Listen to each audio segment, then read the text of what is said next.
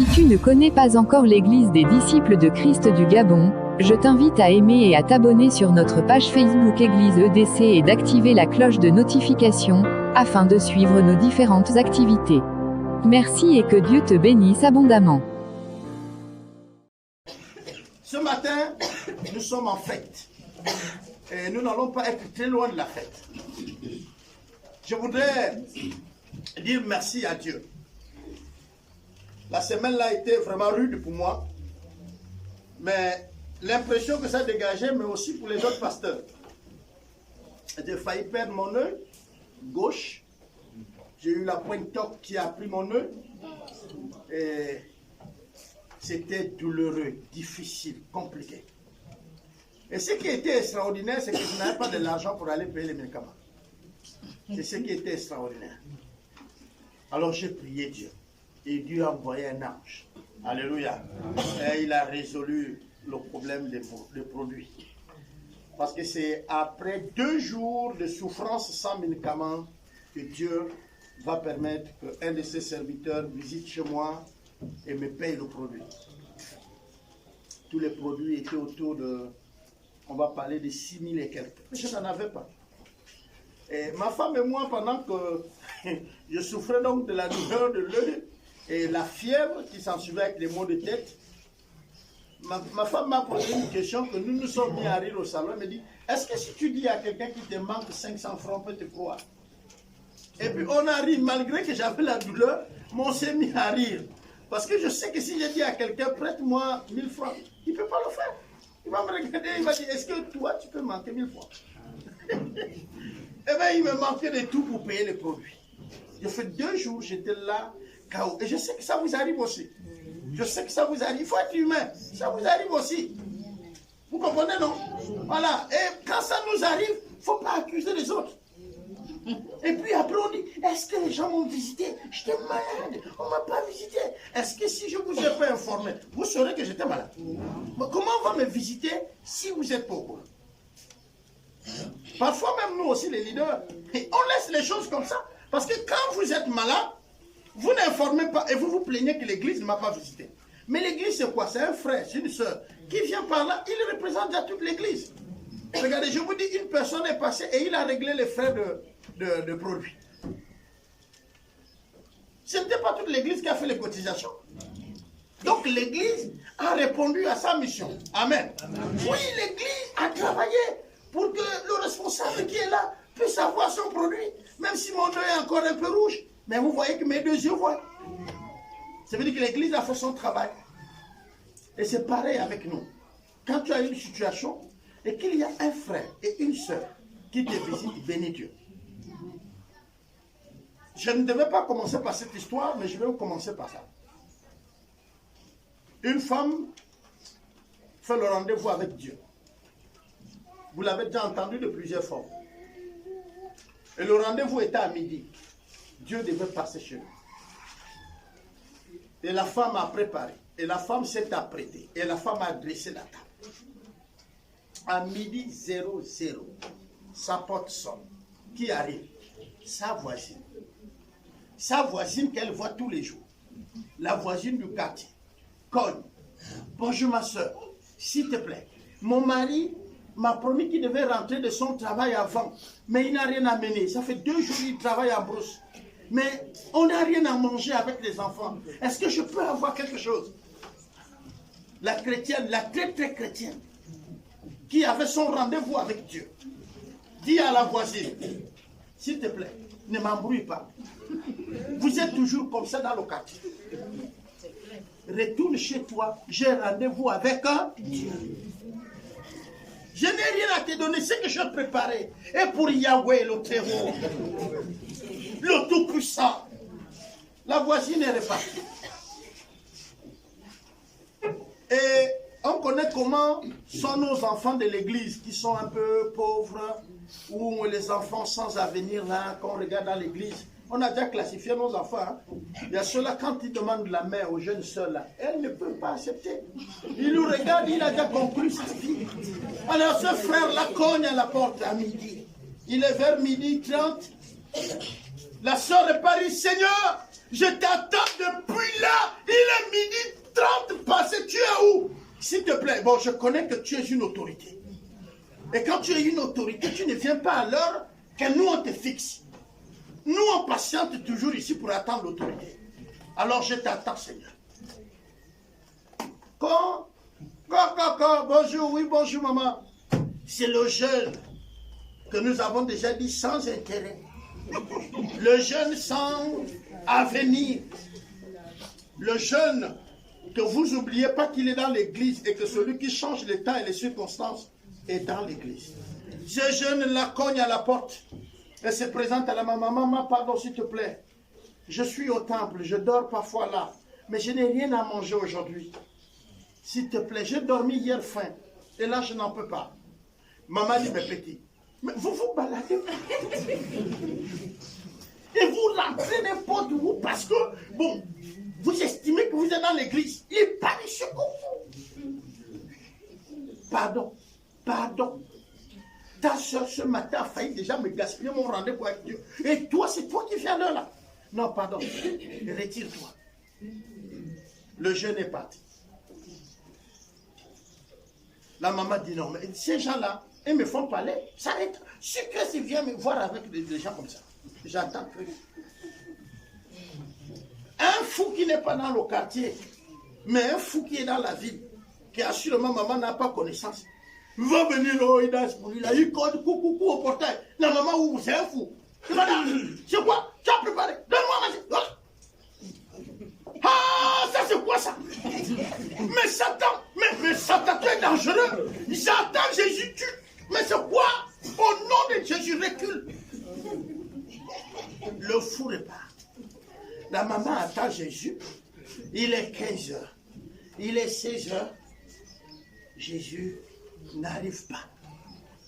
La maman a un petit sommeil sur son canapé. Elle fait un songe où le Seigneur le dit, mais tu m'attendais. Je suis venu chez toi 3 fois, mais tu m'as refoulé. Je suis arrivé chez toi 3 fois. C'est pourquoi la Bible dit, certains ont reçu les anges, mais n'ont pas connu que c'était les anges. Certains ont reçu les anges devant leur porte. Les amis, pourquoi le voisin qui ne te visite pas d'habitude te visite au moment que tu attends une visitation? Votre bénédiction là, elle viendra d'où? Et avec qui? Vous l'attendez avec qui? Ah oui, les très pasteurs. Ah non? J'ai envoyé une vidéo au pasteur dans la pastorale. Je ne sais pas s'ils ont regardé. Mais il y a quelqu'un qui prêche sur les déesses des eaux, mais avec une subtilité très claire. Vraiment très nette. Ceux qui souhaitent la vidéo, je peux les envoyer. C'est très net. C'est-à-dire, le gars, il a habillé la déesse. Il dit les richesses que vous demandez, ça vient de là-bas. Et qu'on a dit, il y a la différence entre esprit et ange. Esprit des eaux et démons des eaux. Quand on dit démons des eaux, c'est les démons. Esprit des eaux, c'est les anges. Et là, il a renversé son auditoire. Les gens crient, oh, dis tout, papa. Donc, les anges, ils sont dans les rivières. Les anges. Ils ne sont plus au ciel avec Jésus. Il dit, quand vous priez, la richesse qu'elle vous donne là, regardez, Jésus a pêché le poisson, et le poisson avait l'argent qu'il fallait payer. Pourquoi?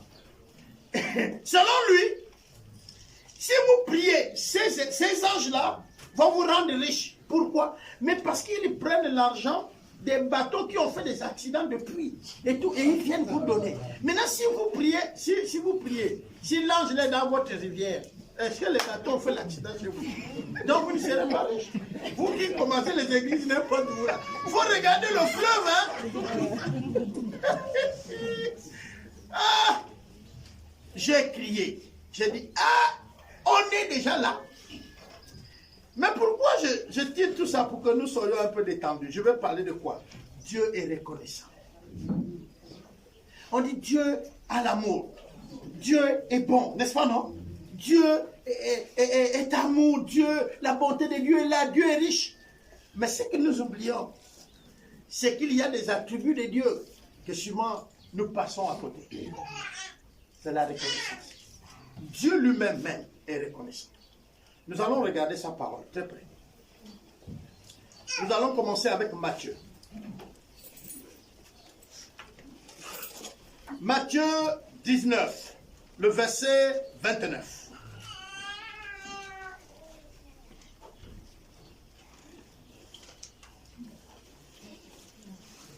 On dit le verset 19, c'est ça, non? Matthieu 19, verset 29. Pardonnez, je suis obligé d'aller chercher la lumière parce que, avec mes lunettes,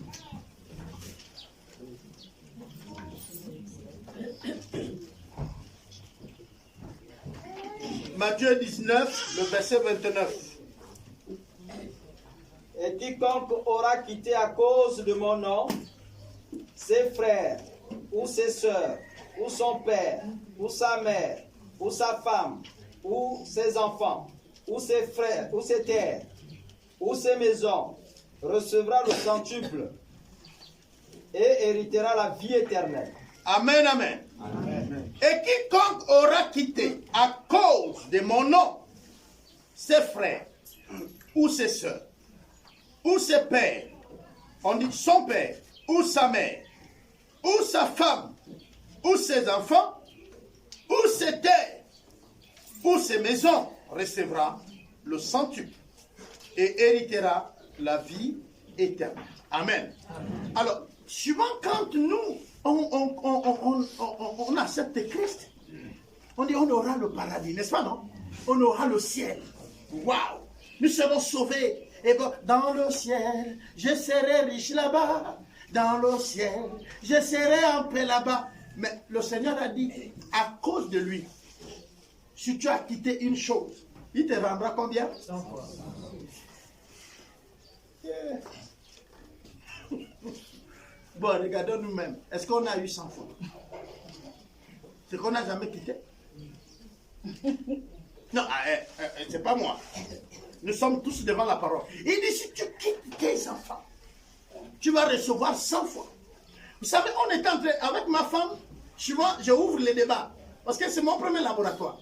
Et je dis à ma femme, Dieu dit, si tu quittes ta femme, tu auras le centuple. Ah.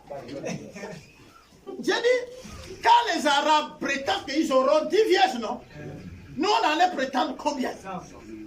Et où allait passer le monde au-dessus de notre épée? Parce qu'à cause du Seigneur, on pouvait combattre tous ceux qui n'acceptent pas et les tuer. Parce que nous, on aura 1000. Et tous les dégâts qu'ils font, c'est à cause des 10 seulement. Je ne sais pas si vous comprenez. Ils ont compris qu'ils auront 10 femmes. Et ils sont prêts à nous tuer tous pour les 10 vierges. Mais on nous dit, si tu auras 100, frère, tu auras une seule femme, mais qui a le caractère de 100. Tu ne comprends pas? Elle serait mieux que 100. Ça dit que sans Christ, si tu ne perds pas l'homme qui te retarde là, la femme qui te retarde là, mon frère, tu seras à 0 avec lui. Parfois, on ne comprend pas certains principes. J'ai entretenu une jeune soeur qui a donné la vie au Seigneur. Donc je l'ai entretenue, je l'ai aidé à marcher avec le Seigneur, je l'ai encadré. Et maintenant, un jour elle vient me voir, elle me dit, mon ami, mon copain m'a posé une question. De choisir entre Dieu et lui. Et je les pose. Vos enfants là, vous là, vos soeurs là subissent ça. Elles sont là. Elle va avec un petit copain, un gars du quartier du coin là. Tu ne connais pas ton avenir, tu vas hypothéquer ça pour quelqu'un qui n'est pas sûr. Parce qu'il t'a pris la tête en te disant je t'aime. Tu connais même ce qu'on appelle je t'aime? Je t'aime veut dire il est prêt à mourir pour toi. Est-ce que tu es sûr? Parce que si on sort seulement le canot, déjà même, il s'arrête à quelle distance de la maison de ton père? Il t'aime, non? Oui. Mais quand il t'accompagne, vous êtes proche de chez ton père, il te dit, je t'aime bien, mais pas au point de confronter ton père. Oh, l'amour voudrait que tu fasses jusque-là. Ce que nous on veut, c'est que si quelqu'un aime notre fille, c'est qu'il se présente, non? Il il vient voir qui? Le père, non? Mais si celui qui te dit il t'aime là, il s'arrête loin de la maison. Et il te dit, ah, est-ce que ton père est là? Toi, tu dois comprendre que cet amour-là maintenant est un problème. L'amour pousse la personne à présenter celui qu'il aime. C'est pas à cacher. Et quelqu'un fait comme ça derrière les bambous. Non, l'amour c'est en plein jour qu'on sort. Alléluia. Jésus n'est pas mort à cacher. C'est sur une montagne, n'est-ce pas non? Pour que tous le voient. Personne ne barre, même le plus petit voit Jésus. Mais c'est ça le signe de quoi? L'amour. L'amour est public. Pourquoi quand quelqu'un se marie, tout le monde acclame? Mais parce qu'il affiche son amour. Il affiche son amour. Mais toi, tu es au lycée. Oh, il y a aussi ceux qui ont commencé comme ça. Oh. Ils ont terminé mariés. Ah bon? Facile. Mais tu ne connais pas ceux qui ont abandonné aussi le lycée en commençant comme ça. Parce que c'est que tu dois... Tu prends vite l'exemple de ceux qui ont réussi. Mais si tu regardes le Ravel, les épaves sont plus que ceux qui sont allés de l'autre côté. Je ne sais pas si on se comprend. Il y a eu plus des accidentés que ceux qui ont réussi. Et même sortis, certains ont réussi en tractant. Parce que si tu as un peu les moyens que ton véhicule est tombé en bas du Ravel, tu peux mettre le câble, on te sort. C'est-à-dire tu t'es marié, mais pas un mariage heureux. Nous tous nous connaissons. C'est un mariage qui tient sur la richesse. Je continue à cause de la voiture, et ceci, et d'autres, parce que bon, nous là, on a déjà donné les autres le sida. Non, mais il faut être vrai. Non, mais je sais que tu m'as déjà donné le sida. Je te dis, tu m'as déjà gaspillé. Toi aussi, tu sais qu'on est gaspillé. On va à la mairie. Attends, tu veux quoi? On sait ça. Est-ce que vous comprenez ça? Est-ce que c'est l'amour? C'est le gaspillage. C'est qu'on cache les frères. La Bible dit, cela nous causera des sérieux problèmes. Voilà. Alors, il dit ici, si tu perds quelque chose, tu reçois au centuple. J'ai voulu te montrer que ce n'est pas 100 femmes qu'on va te donner. Ce n'est pas forcément 100 maisons. Mais ce que tu as a la valeur 100 fois. C'est bon? Okay. Le verset le chapitre 10 de Marc, 28 à 30, on va le lire. Marc plutôt. Puisqu'on a déjà lu Matthieu, on va aller à Marc.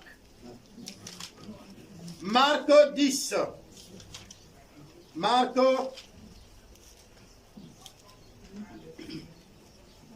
Les amis, nos micros ne passent pas.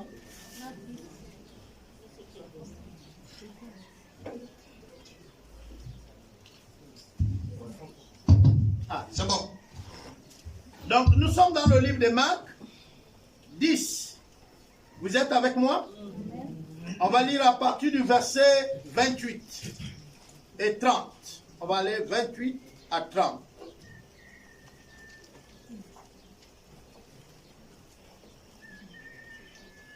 Marc 10, le verset 28.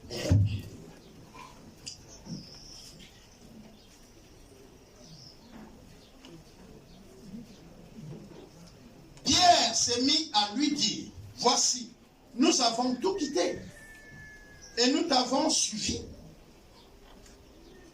Jésus répondit, je vous le dis, en vérité, il n'y a personne qui, ayant quitté à cause de moi, à cause de la bonne nouvelle, sa maison, ou ses frères, ou ses soeurs, ou sa mère, ou son père, ou ses enfants, ou sa terre, ou ses terres, ne recevra au centuple.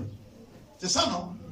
Présentement, dans ce siècle-ci, mais, des maisons, des frères, des sœurs, des mères, des enfants et des terres, avec persécution et dans les siècles à venir, la vie éternelle.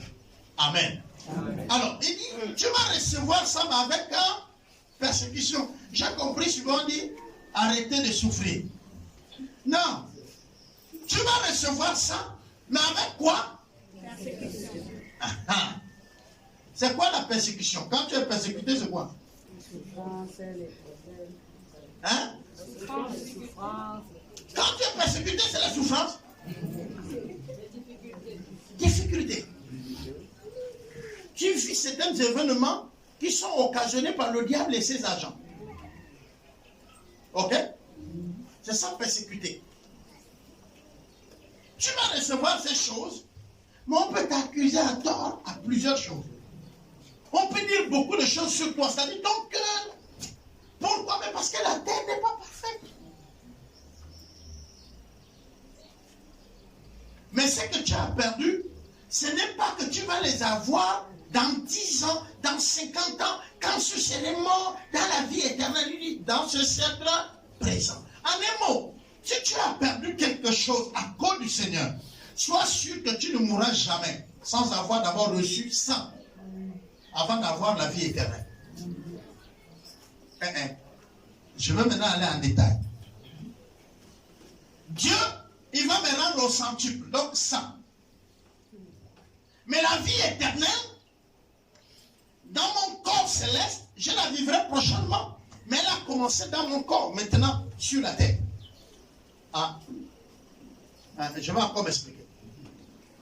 Quand je reçois Jésus, j'ai déjà la vie. La Bible dit que celui qui a le Fils a quoi? Ok, on est d'accord? Donc quand tu reçois Jésus, tu as déjà cette vie. Seulement tu es encore sur la terre. Tu vis l'éternité, mais tu es encore présent sur la terre. En un mot, quand même ton corps mourra, ton esprit continuera à vivre. C'est pourquoi on dit, je ne connaîtrai point la seconde mort. Ma vie est cachée en Jésus. Et j'étais en train de dire aux autres, regardez, quand nous on parle de la résurrection, non, le mot est un peu plus fort. J'aurais utilisé le mot revenir des morts.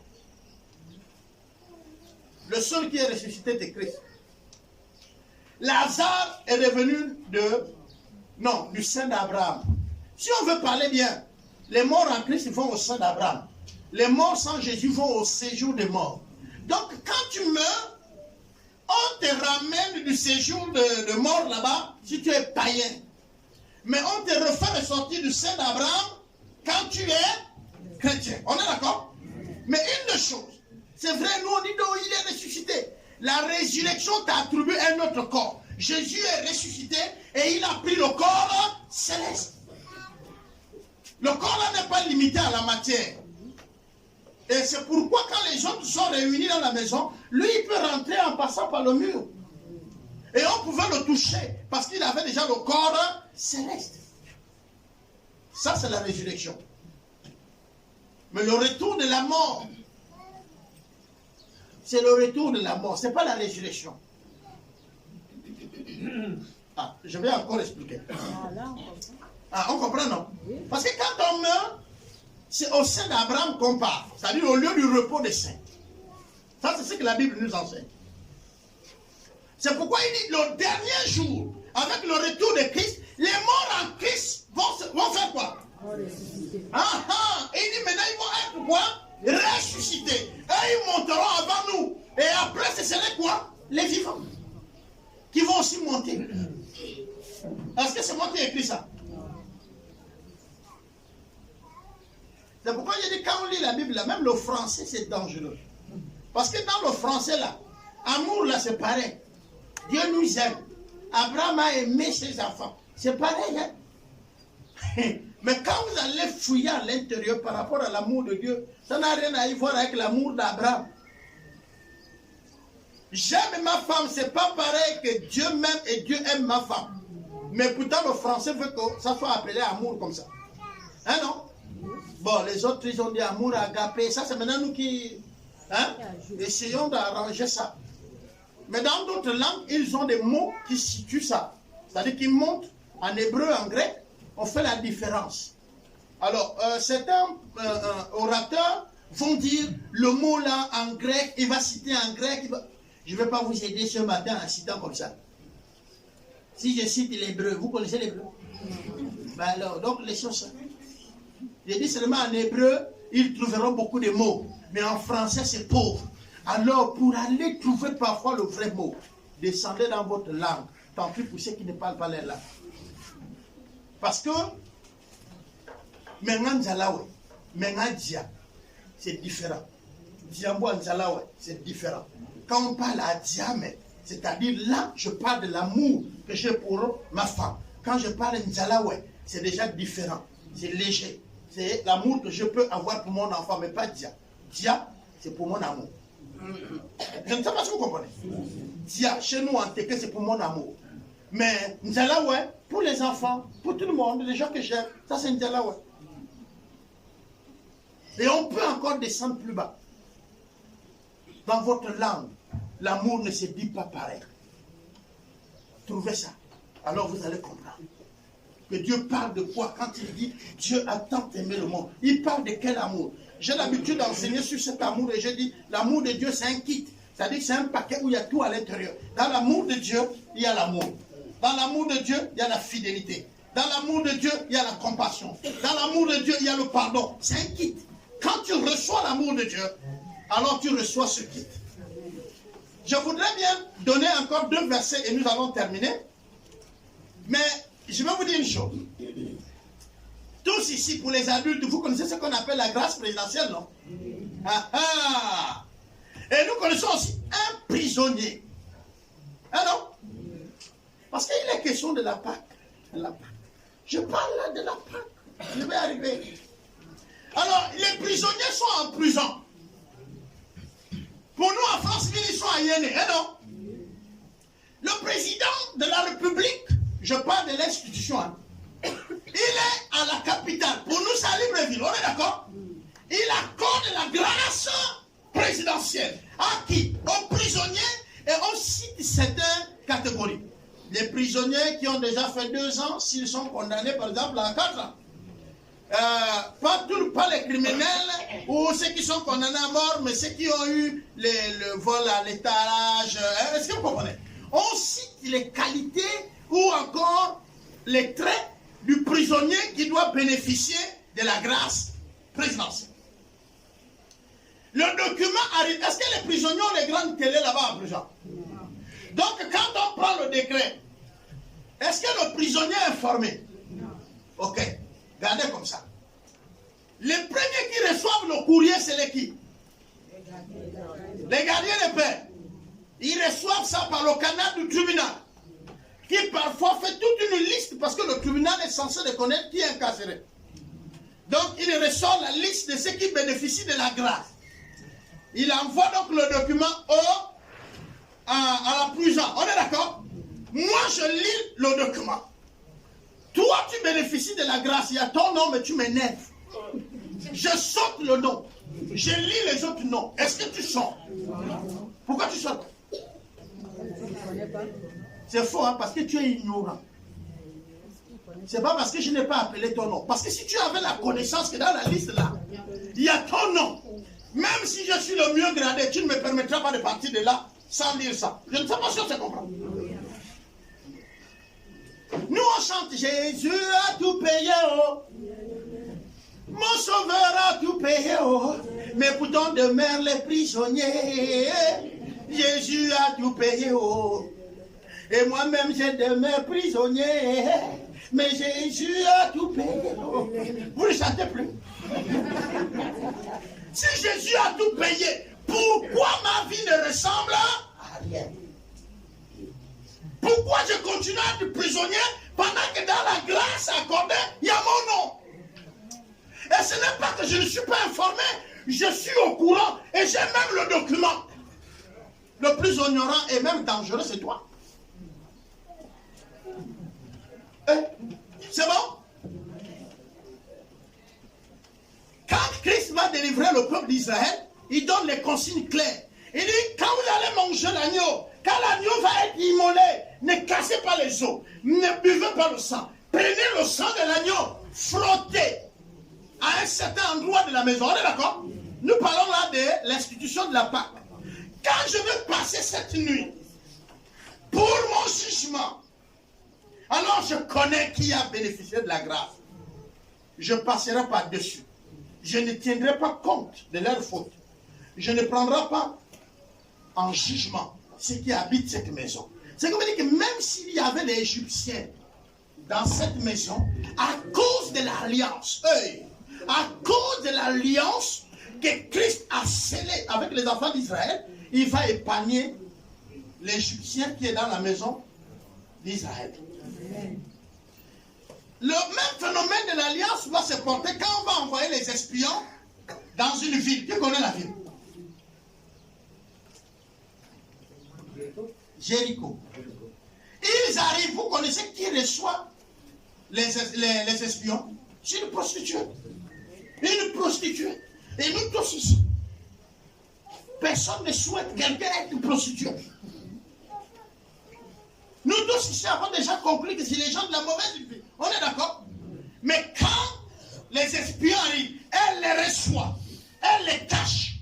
Mais regardez bien, la chose qui va l'aider, c'est qu'elle tisse l'alliance avec eux. Elle dit, mais je sais que vous venez du Dieu puissant, là. Vous êtes la nation qui bat tout le monde sur la route. Promettez-moi que quand vous allez venir, ma maison et moi, nous serons épargnés. Et puis, les espions disent oui, nous ne te toucherons pas, toi et ta maison. Mais regardez bien, c'est eux qui ont parlé, c'est les hommes qui ont parlé. Il dit, mais le signe, c'est que tu prends ton écharpe en couleur de sang, tu mets à la fenêtre. On est d'accord? Quand ils vont contourner, crier, les murs de Jéricho sont tombés, sauf la maison de la dame. Dieu a épargné cette maison et pourtant, la dame n'a pas fait alliance avec le direct Dieu, mais avec les représentants de Dieu. Alléluia. Amen. Et les murs vont tomber, la maison là va rester parce que il y avait le sang. Et on a ça. Amen. Donc l'alliance que Dieu a fait de nous fait bénéficier les grâces. Nous fait bénéficier la vie. Et quand il meurt à la croix de Golgotha, les enfants ont déjà beaucoup dit ici. Mais quand il meurt, il fait quoi? Dans le livre de Luc, de Matthieu, on va le lire pour terminer, mais je vais faire lire Luc 1. Luc 1.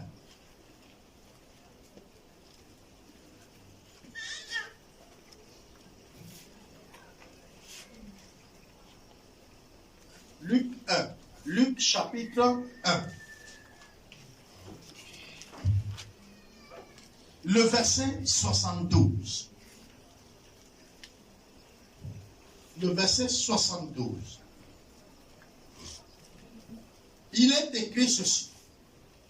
C'est ainsi qu'il manifesta sa miséricorde envers nos pères et se souvient de sa sainte alliance. Dieu a donc un souvenir. Alléluia. C'est pourquoi j'ai dit, Dieu est reconnaissant. Ici, il est question de la naissance de Christ. Quand on cite là, il dit Dieu s'en souvient de nos pères. Donc Dieu a un souvenir. Frère, je vous ai dit, à un moment donné, nous-mêmes, nous pouvons aller fouiller dans le souvenir de Dieu. C'est souvent, encore les chante. Souviens-toi de moi, oh. Yahweh, souviens-toi de moi, oh. Si Dieu n'a pas de souvenir, pourquoi tu veux qu'il s'en souvienne de toi? C'est que Dieu a le souvenir, on est d'accord? Mais dans son souvenir, je voudrais que vous reconnaissiez une chose ce matin. Dieu est reconnaissant. Amen. Dieu est reconnaissant. La reconnaissance de Dieu se voit ici. Il dit, celui qui va perdre, je lui donnerai 1000. Comme pour lui dire, je vais le remercier. Je vais le récompenser. je m'en souviendrai de lui. C'est-à-dire qu'il est reconnaissant. Tu ne peux pas arriver à prendre l'argent de ton pain, investir pour Dieu et penser que Dieu ne s'en souvient pas. Bien aimé, quand vous allez voir un homme de Dieu, quand je parle de l'homme de Dieu ici, je ne vais pas vous séparer. Vous êtes les hommes et les femmes de Dieu également. Ce n'est pas seulement les pasteurs. Quand vous allez voir que dans la vie d'un homme de Dieu, le frère vient de payer un véhicule, le frère vient de construire une maison, le frère a fait un mariage honorable. Tu te demandes, il est arrivé là comment? Hé frère, ce sont secrets qui est révélé un jour. Dieu est souverain. Bien aimé, beaucoup économisent. Tu mets de l'argent de côté pour payer un véhicule, mais tu n'arrives pas. Il faut qu'il s'en souvienne de toi. Il y a des moments où arrêtez de prier, de crier. Non, tu dis Seigneur, rappelle-toi de moi. Vous savez, il y a le roi Osias l'a fait. Hein? Il a dit quoi? Il dit Seigneur, moi j'ai rétabli ton culte. En souviens-toi de moi. En souviens-toi de moi. Et puis le Seigneur dit, je me suis en souvenu du roi. Et il faut qu'on lui ajoute encore 15 ans. 15 ans de vie. Le gars, on a déjà dit, donne les consignes à tes parents. Mon frère, quand tu arriveras devant une situation où tu es accablé, tu vas aller fouiller dans la mémoire de Dieu en lui rappelant quoi? Tu as fait quoi? Tu te dis, Seigneur, moi-même qui vous dis là, il y a des situations où même moi-même j'ai dit au Seigneur, Seigneur, j'ai fait, tu as vu. Même si les hommes n'ont pas vu, mais toi tu as vu. J'ai fait, tu as vu. Je ne cite pas la chose parce que je veux que ça reste le secret entre Dieu et moi toujours. Mais dans mes prières, j'ai déjà dit ça à Dieu. J'ai dit, Seigneur, j'ai fait, tu as vu. Quand ta maison a faim, tu sors le matin en tant que chef de famille. Tu travailles, oui, mais tu sais que là, la maison est vide. Tu veux que Dieu fasse un miracle, tes enfants mangent. Tu lui dis quoi? Que j'ai nourri qui? Toi, tu as nourri qui? Java. Tu as donné à qui? Que Seigneur, s'il te plaît, nourris mes enfants. Il y a les comédiens qui disent souvent, qui disent Seigneur, bénis-moi. Tu veux que le Seigneur prenne dans l'argent de qui pour te donner? Parce qu'à chaque fois, quand tu viens donner ton offrande, ça c'est les comédiens. Et tu donnes ton offrande, tu vis les 100 francs, les 25. Maintenant tu as un problème grave. Tu veux que le Seigneur te donne 1 million. Tu veux qu'il enlève ça du compte de qui? Parce que nous tous, on a un compte. Et il est en train de créditer notre compte à 100%. On est d'accord? Bon, maintenant tu veux qu'il prenne dans le compte de qui pour te donner. Toi-même, tu ne donnes rien.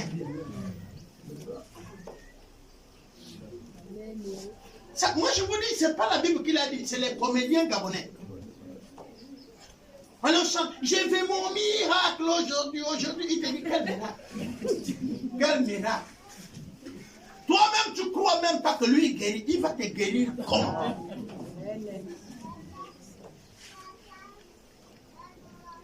Il y a une image à la télé, c'est l'image là, on n'enseigne plus sur la confiance. Où tu te mets au dos et tu as confiance à tes collaborateurs. Et donc tu dois tomber le dos retourné pour voir s'il y a les gens qui t'attrapent. Comment enseigner sur le leadership, comment enseigner ça? Est-ce que nous sommes prêts à tomber de cette façon? Nous sommes sûrs que Dieu va nous attraper. Les frères, vous savez, il y a des situations qui héritent même les chrétiens. Je veux vous dire, en tant que peuple de Dieu. David, il a fini les gens avec l'épée. Celui qui embête, il tue. Il allait tuer même un qui lui a refusé la nourriture. C'est la femme qui a intervenu. Il a faim, il veut manger. Et le roi dit, non, il n'y a pas la nourriture pour toi, le sanguinaire. Et il dit, bon, ok, les gars, ouais, quittez le couteau. On l'envoie. Vous donnez vos enfants les noms à Abigail. Mais pourquoi Dieu a loué la sagesse d'Abigail? Abigail a dit, a calmé le roi David. Pour dire calme. Mais il n'était même pas encore roi. Il dit, calme-toi, calme-toi. Si c'est la nourriture, tu auras. Il est parti là-bas, il a dit à son mari, papa quoi? Tu ne connais pas l'histoire de lui là ou quoi? Mais lui, c'est l'épée. Donnez-lui à manger, il mange, il part. Toi, tu vois comment? Ils ont donné la nourriture à manger, c'est pourquoi après, c'est encore même le même roi qui se rappelle de l'élan du cœur de cette femme. Et quand son mari meurt, il vient l'épouser. On a ça. C'est là où j'ai dit, bon,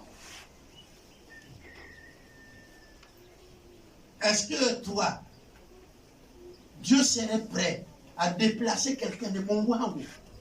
Vous connaissez Mongwango? C'est au bled, il n'y a pas de téléphone. C'est pourquoi j'ai choisi là-bas. Dieu est capable de déplacer quelqu'un là-bas avec une antilope venir te donner le jeu que tu as fait. Tu l'as déjà vécu. Tu as déjà prié Dieu. Il allait prendre quelqu'un qui n'a rien. Moi, j'ai bénéficié parfois même. Ce n'est même pas quelqu'un qui est membre de l'EDC. Je suis assis à la maison avec ma femme. Les amis, nous aussi on vit l'extraordinaire. L'extraordinaire, on le vit.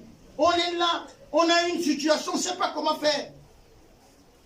Une fois, nous sommes allés à l'hôpital avec ma femme, et on a dit à ma femme, on va t'opérer. Parce que tu es malade. Il dit, on parle d'opération. Oui. La première question, c'est, on va trouver l'argent où? On a commencé à dire, Seigneur, pas d'opération. Vous connaissez que les chrétiens, c'est contrecarré, non? Pas d'opération. Tu vas agir puissamment. L'opération, on jette ça, on détruit. Tout ça, là, ça vient du diable. Et tout. Donc, tu as envoyé ton enfant aller apprendre pour être médecin, pour opérer les maladies du diable. Ah non? Les microbes, ça n'existe pas. Parce que nous sommes spirituels. Un jeune homme m'a dit, Dieu n'existe pas. On ne le voit pas. Je lui ai dit, petit, tout ce qu'on ne voit pas est important. C'est dangereux. Ça donne la vie ou ça détruit la vie. Il m'a dit comment? Il a dit, tout ce qu'on ne voit pas donne la vie ou détruit la vie. Il m'a dit comment? Je lui ai dit, petit. Tu vis non? Il dit oui. J'ai dit, tu as un cœur? Je ne suis pas allé loin. Il dit oui. J'ai dit, montre-moi ton cœur, petit. Je doute que tu as. Montre. Dès que tu le mets sur la table là, je crois que oui, tu as un cœur. Le petit me dit, mais grand, le cœur est là. Je dis, mais je ne le vois pas. Je ne vois pas ton cœur. Il dit, oh, mais grand, si je suis debout, je dis, mais je ne vois pas. Est-ce que si tu es debout, c'est le cœur qui te met debout? C'est pas sur les pieds que tu es là. Tu n'es pas debout là sur le cœur, petit. Sinon, enlève tes pieds, je veux voir le cœur. Il dit, grand, mais le cœur n'est pas en terre. Je dis, mais le cœur est où? Pas fort. Est-ce qu'il y a Dieu? Quand il y a une situation, bien aimé, l'existence de Dieu n'est pas prouvée à cause de toi. Que tu le reconnais, que tu ne le reconnais pas. Quand tu es assis, tu sais que tu dois quelque chose à quelqu'un. Le médecin, le plus dur, le plus athée, quand tu meurs, il dit, il a rendu l'âme. Il a rendu à qui? Pourquoi il vient dire aux parents, s'il vous plaît, ce matin, soyez courageux. Votre frère, votre soeur, votre mère vient de rendre l'âme. On rend ce qu'on a prêté. Ce qui ne nous appartient. Il faut lui dire que maintenant, il a trouvé son âme. Pourquoi le mot rendre? Nous tous on parle français. C'est restituer. Mais on restitue ça à qui? Si Dieu n'existe pas, au grand singe, ou au Tétard, ou au Big Bang, on rend ça à qui? C'est pourquoi je suis d'accord avec les scientifiques. Mais sur la création, on ne tombera jamais d'accord. Ah oui! Vous savez, bon, on en est beaucoup et on se balade avec Alexis. Quand lui vient nous raconter que la mère était sur le plateau, nous on le regarde, on dit, ça là, il faut raconter à tes étudiants à l'université.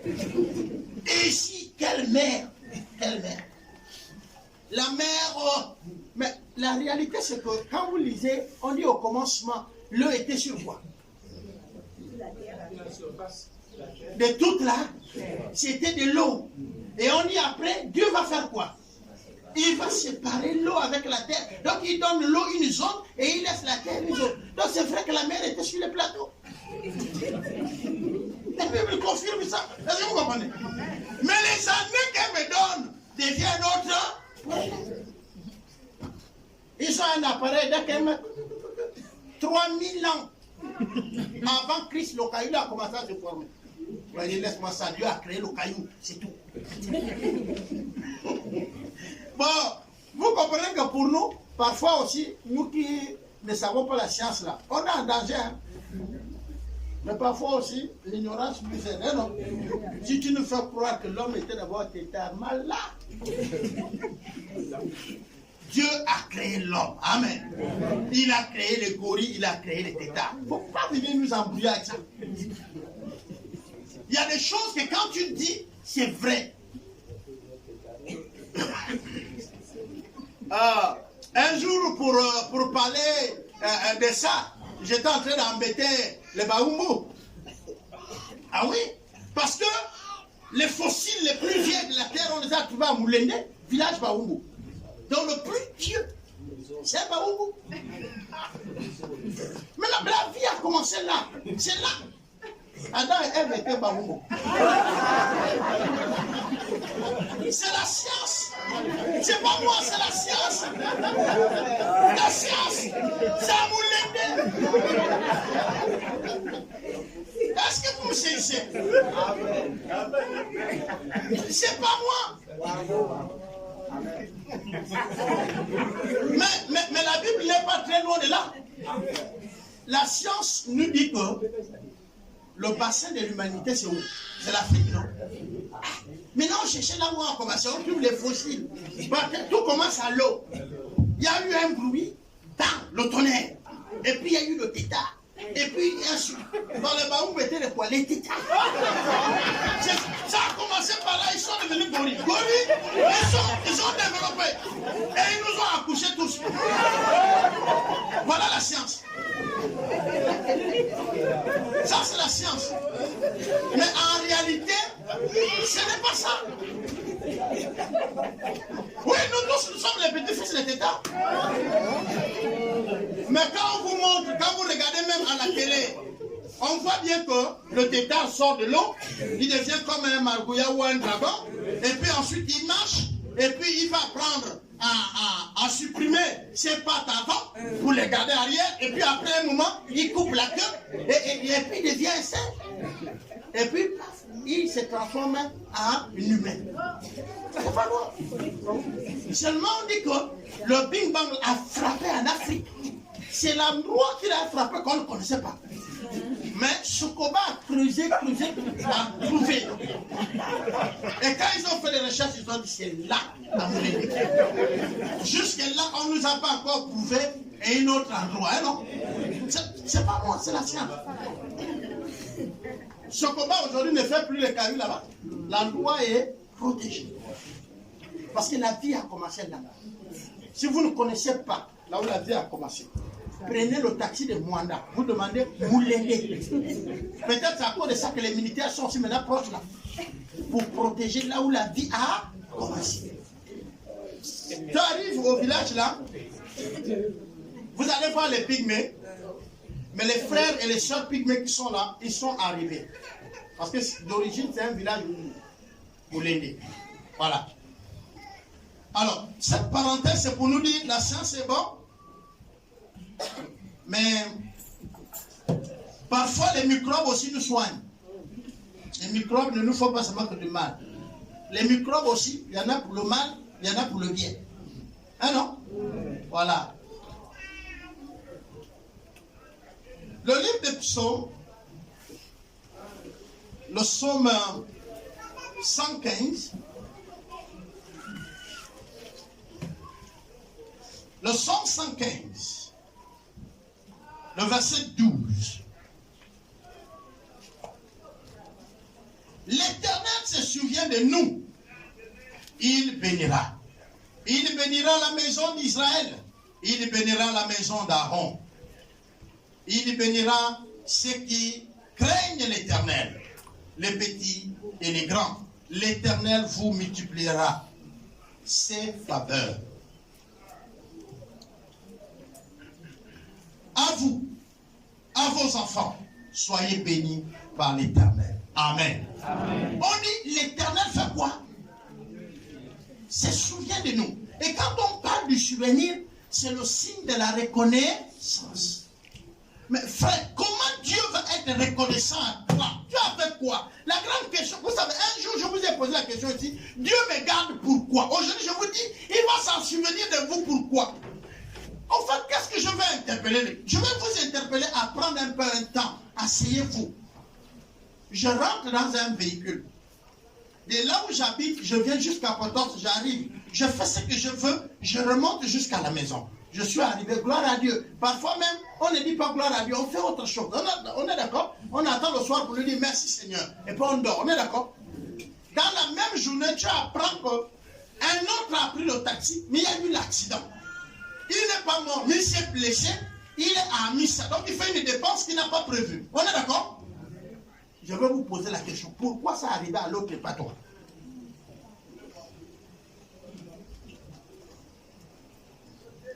Pourquoi quand tu seras assis dans le véhicule, toi tu es appelé à arriver? Pourquoi? Pourquoi tu dois arriver? Pourquoi tu invoques le Seigneur? Une question qu'un jeune doit poser la question. Le jeune me pose la question. Il dit, papa, mais pourquoi quand on prie le Seigneur, on a tendance que Dieu utilise facilement à la réponse aux autres et non à nous? On a l'impression qu'il y a des catégories de réponses de Dieu en faveur de son peuple. C'est-à-dire qu'il y a ceux-là qui l'exaucent facilement et les autres ça rame. Les autres même pas parfois. Je lui ai dit, frère, si tu ne sais pas, Dieu a dit créons l'homme à notre image. Amen. C'est que Dieu se fâche, non? Dieu aussi est content, non? Donc Dieu aussi fait des faveurs, non? Parce que quand on parle de bénédiction de Dieu, vous voulez parler de quoi? C'est des faveurs. Un matin, je vous ai dit ici, quand votre fille, votre fils fait le pain, que nous on appelle vulgairement le pété, tu es au salon là et tout, la fille fait le pain. Tu vas tu dis quoi à la fille, à ton fils? Non, quitte-la toi aussi, hein, non? Maintenant, quand le père, elle a allongé sur le lit, tu attends quoi là, au bord du lit? Toi, le père, là, tu attends que l'enfant fasse quoi? Non, non, attendez, tu es au bord du lit là, tu attends que ton fils là fait quoi? Ta prière tout de suite, c'est que le Seigneur permet que l'enfant fait quoi? C'est pas le père là que tu lui chasses l'habitude au salon. Maintenant là tu pries Dieu pour solliciter un quoi? Un père. Un père. Le père qui n'est rien devient une bénédiction. Et quand Dieu exauce, tu entends ton fils, il fait le pain. Toi tu dis comment? Merci Seigneur. Eh non, l'habitude tu remercies Dieu quand il paie. On peut voir que c'est rien, n'est-ce pas? Mais c'est une bénédiction. Parce que quand tu fais le pain, c'est un signe que tout fonctionne en toi, n'est-ce pas, non? Que tu te portes bien. Mais pourtant, on ne remercie pas Dieu. On chasse la personne qui fait. Mais les Blancs nous ont habitués que ça, c'est pas bon. C'est les Blancs qui nous ont dit ça. Les Blancs nous ont dit quand tu veux être à l'aise, tu dois t'isoler. Bon, les Blancs, ils parlent comme ça, isole-toi. Et donc, quand même, nous, vous savez, on est diesé chez nous. On est diesé. Il fait chaud comme ça. Ou on a veste, cravate, tu sais le cou. Tu es là, parce que le blanc a dit, c'est ça la grandeur. Ah non, le blanc a dit ça. Le soleil frappe en Afrique. Toi-même, quand tu sors même de la maison avant d'aller même à la réunion, où tu sens le soleil là, tu m'aides. Bon, prenons le cas des enseignants. Nous avons plaisir. Les salles ne sont pas climatisées. On vous dit qu'il faut mettre des costumes. Tu sors le matin et tu sais que tu vas là enseigner les emmerdeurs. Il y a problème. Voilà, correct. Parce que les autres là ne sont pas corrects. Non. S'il vous plaît. Et pour terminer, nous sommes en Luc 22.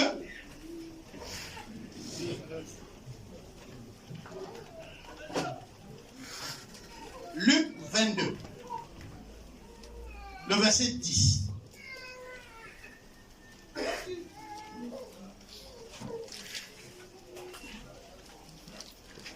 Ah, le verset 20, pardon. Luc 22, le verset 20. il est écrit ceci. Il prit de même la coupe après le souper et la remit et le leur donna en disant, cette coupe est la nouvelle alliance à mon sang qui est répandu pour vous. Amen. Amen. Amen. Amen. Il dit que c'est la nouvelle quoi? Ok. Je parle de l'alliance. L'alliance. L'alliance, c'est quoi? C'est un pacte. C'est un contrat. Et même quand on va dire le contrat de durée, mais c'est le pacte. Alors, dans nos langues également, on peut aller trouver le mot alliance. On peut trouver le sens de la signification plus simple. Quand nos parents voulaient la protection des enfants, parce qu'il y avait des sorciers qui les tuaient, ils allaient consulter et faire des pactes avec les esprits de forêt, avec les esprits des eaux. Ils allaient faire des pactes qui sont devenus vos totems. Ah, je ne sais pas si vous m'avez compris. Hein? Ton père ne connaissait pas Dieu, ton grand-père ne connaissait pas Dieu. Il y a une situation où on tue les enfants au village. Il y a une situation. Et donc, il a l'obligation, la responsabilité de protéger ses enfants. Pourquoi on ne les tue pas? Il va aller faire ce qu'on appelle un pacte avec certains esprits, certaines antiquités. Et quand il va faire ça, il y a le contrat, il y a des données de chaque côté. L'autre dit, moi je veille sur ta famille. Mais tu me donnes quoi en échange? Et ça va discuter sur ce qu'ils vont se donner. Et ensuite, il va dire, ok, aussi longtemps que je serai dans ta famille, tu ne me mangeras pas. Parce que mon symbole, par exemple, c'est le serpent. Donc, tu ne vas pas manger le moudouman. Serpent noir. Il y a les gens qui ont le totem du serpent noir. Aussi longtemps que les enfants ne le mangent pas, les règles sont établies. Est-ce que vous comprenez? Les enfants, là, ils doivent construire une maison comme ça, ils doivent dormir comme ça, ils doivent faire comme ça. En échange, soit tous les premiers-nés perdent leur premier enfant. Vous ne le savez pas. On est ensemble? Voilà le pacte qui était fait. Il y a beaucoup qui disent, quand le Seigneur Jésus maintenant, il vient, quand nous avons lu le premier verset, il s'en souvient de nos pères. Il s'en souvient par rapport à l'alliance qu'il avait fait avec eux. Maintenant, si tu dis Abraham et tout le reste ne sont pas tes parents, tu connais le nom de ton grand-père. D'accord, il n'y a pas de problème. Mais descends plus bas. Jésus-Christ, il va venir maintenant mourir à la croix pour que tu aies la vie. Pour que tu ne sois pas condamné. Vous savez, c'est bizarre. Mais il n'y a plus de condamnation à ceux qui sont en Christ. Je vous le dis, même si ils pêchent. Oui? Ok. Tu as le savon à la maison. Quand tu te laves, tu as comment? Quand tu pars te balader, tu fais quoi? Tu prends la saleté, non? Et quand tu reviens, tu fais encore quoi? Alors, le sang est fini. Jésus ne sauve plus. Et il guérit.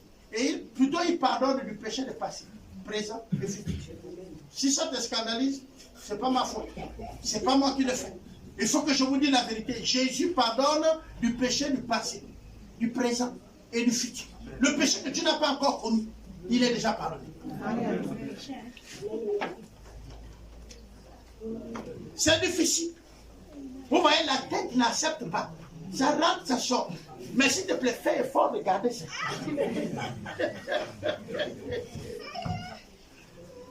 Est-ce que le péché est péché? Est-ce que tout péché peut amener en enfer?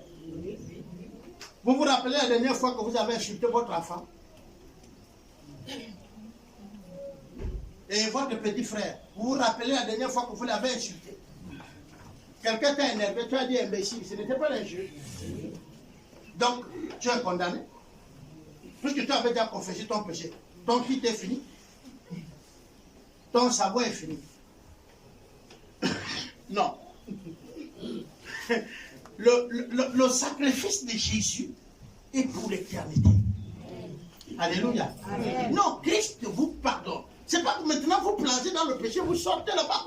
Je l'avais. Va prendre le goudron. Plonge dans le goudron. On a dit que si on met le savon, ça va quitter. Tu vas te rendre compte vite que le savon ne lave pas le goudron. Parce qu'il dit, après avoir connu la grâce, après avoir expérimenté, consommé la grâce, c'est pas possible que toi tu sautes dans le péché volontairement. Et quand tu sors là-bas, tu dis, j'ai Jésus dans ma vie. Non. Le blasphème contre le Saint-Esprit est un autre problème. Alors vous voyez aujourd'hui dans ces derniers temps, beaucoup parlent au nom du Saint-Esprit. Donc ils effleurent même le sans-retour du pardon. Attention. Oh, le Saint-Esprit m'a dit ce matin. Frère, dis que Jésus m'a dit, ça passe. Dis que Dieu m'a dit, ça passe. Dis que la Bible dit, ça passe. Ne va pas toucher le Saint-Esprit. Oh, l'Esprit de Dieu m'a révélé, frère. Si tu n'as rien dit, tu es tout près de la frontière. Tu es là où le sable va tomber au canyon bientôt. Tu es sur la frontière. On ne parle pas de l'Esprit quand il t'a rien dit. Ne viens pas dire ça. Oh, ces derniers temps, c'est que l'Église veut entendre, c'est ça ce matin. L'Esprit me dit, et là tu vois tout le monde. Non, l'Esprit ne m'a rien dit. Amen, amen. Non, frère. Le sang de Christ a coulé pour nous. Et ce sang nous purifie de toute iniquité. Il nous justifie, il nous rend libres. Amen, amen. Oui, il nous rend libres. Et c'est ce que Christ avait fait le jour de la Pâque. Symbolisé en Israël, en Égypte, par la sortie. Ça, ce n'était que le symbole, l'histoire symbolique, l'image. Mais la réalité, c'est la croix. Quand il meurt à la croix, ça, il révèle le mystère qui était caché par des images dans l'Ancien Testament. Nous ne sommes plus condamnés, bien-aimés. Quand la mort viendra sur ta vie, la mort va laisser ta vie et va passer à côté parce que le sang de Christ est dans ta vie. Amen. Amen. Oui, mais il faut que tu aies Christ pour que la mort te dévie, pour que la maladie te dévie. Frère, tu connaîtras la douleur de la maladie, mais elle ne va pas t'emporter. Si elle t'emporte, ça veut dire qu'en réalité, c'est le Seigneur qui fait que tu viens vers lui. Parce qu'on partira vers le Seigneur d'une manière ou d'une autre. Mais tu n'es pas l'esclave de la maladie. Amen. Si tu es esclave de la maladie, alors réclame le sang de Christ. Amen. Et si tu n'arrives pas à réclamer le sang de Christ, c'est qu'il y a un problème. C'est pourquoi je vous ai dit, tu vas dire, Seigneur, souviens-toi de moi. Mais lui, il va fouiller dans sa mémoire. Est-ce qu'il te voit? Est-ce que dans la mémoire de Dieu, tu avais fait quoi? Tu avais fait quoi? Je n'ai pas envie de toucher parfois l'argent de nos contributions, mais vous n'avez pas une autre manière d'être dans la mémoire de Dieu. C'est en donnant. Vous n'avez pas, c'est pourquoi il dit investissez pour le royaume de Dieu dans le trésor qui ne périsse pas. Pourquoi on dit qu'il ne périsse pas? Parce qu'avec le temps, vous le retrouverez. Il dit avec le temps, vous allez retrouver votre investissement. Mais ce temps, c'est quoi? Mon frère, quand tu serais gravement malade et que tu ne sais plus qu'est-ce qu'il faut faire, alors tu vas fouiller la banque de Dieu. Seigneur, souviens-toi de moi. Et le Seigneur va se rappeler que c'est toi qui bâtis les églises. Le Seigneur va s'en souvenir. Non, c'est toi qui, à cause de ses genoux, soutient ses serviteurs. C'est toi. Hey, si je n'ai pas perdu mon œil, parce qu'il y a quelqu'un qui prie pour moi. Il n'y a pas de la pointe toc. Hein. Je connais la pointe toc. J'utilise. Sinon, je ne serais pas là avec vous ce matin. Je serais déjà en train d'être opéré quelque part. Mais parce que je sais qu'il y a quelqu'un qui prie pour moi. Et ce n'est pas arrivé.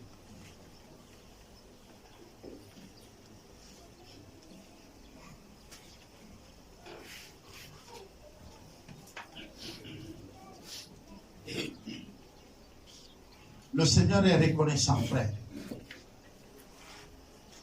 Et ce matin, le Seigneur va être reconnaissant avec toi. Seulement chacun d'entre nous va aller fouiller dans la banque du ciel. C'est bien de demander ses comptes, n'est-ce pas, non?